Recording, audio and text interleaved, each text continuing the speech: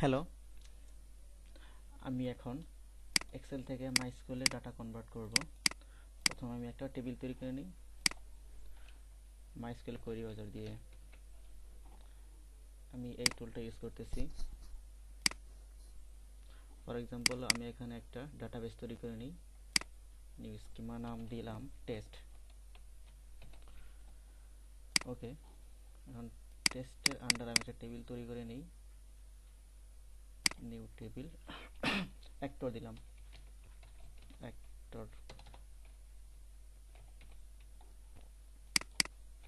ID,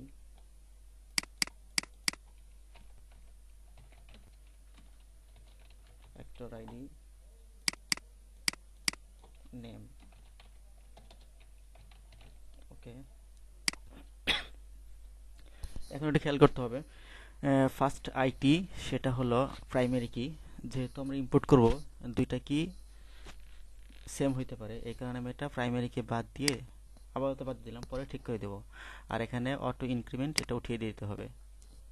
ওকে, এই অপশনটা খুব খেয়াল করে রাখো।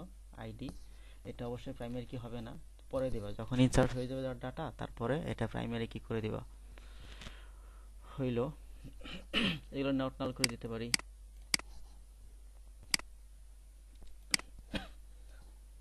আচ্ছা,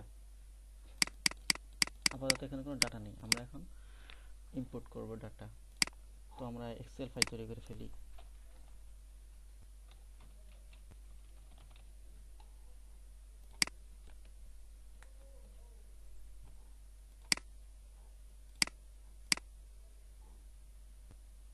এটা প্রথমটা দিলাম আইডির জন্য, পরেরটা অ্যাক্টর আইডি, পরেরটা name.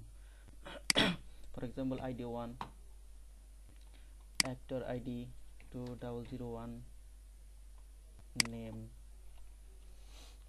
SAKIB 2,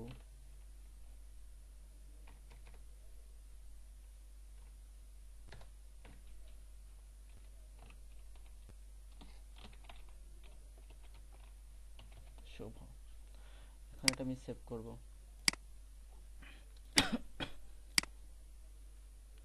file save S, এখানে দিতে হবে ms.csv type. Of course it will be CSV and name equal to book1. Change করে দিই নামটা book1.csv। ইয়েস দিতে হবে। আচ্ছা, এটা সেভ হয়ে গেছে book1.csv। এখন আমি এই ডাটাগুলোই মাইস্কুয়েলে ইম্পোর্ট করব। ওকে, ইম্পোর্ট করার জন্য আমার প্রথমে এখানে একটা কোড লিখতে হবে। কোডটা আমি কপি করে রেখেছি, সেটা আমি পেস্ট করলাম।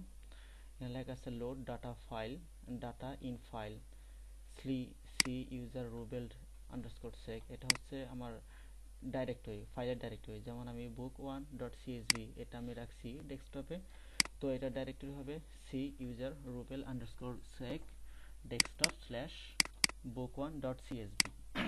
লেখাটা খুব ইম্পর্টেন্ট। ইনটু টেবিল অ্যাক্টর, এখানে হচ্ছে অ্যাক্টর হচ্ছে টেবিলের নাম।